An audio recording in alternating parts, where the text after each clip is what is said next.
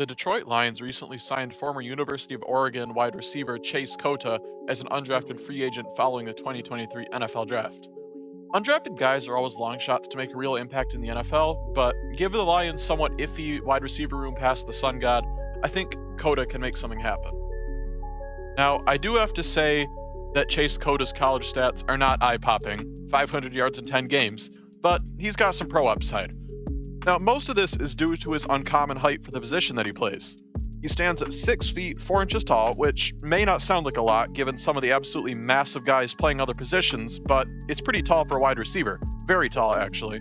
Considering most NFL wide receivers fall in the 5'10 to 6'2 range, guys as tall as Cota are not especially common.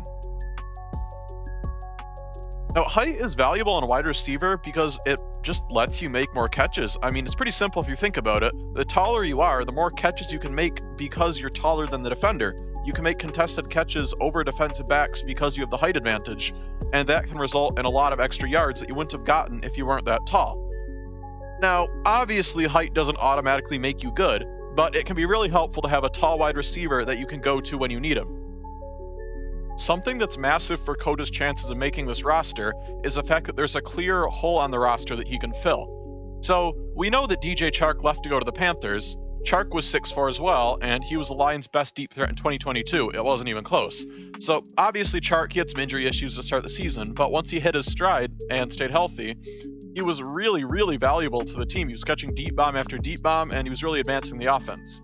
So, obviously, Chase Cota isn't DJ Chark, but they have similar frames, and given that the Lions will likely be looking for Cota to help fill the role that Chark played, if he can do that, he's guaranteeing himself a roster spot, and Detroit will be pretty happy.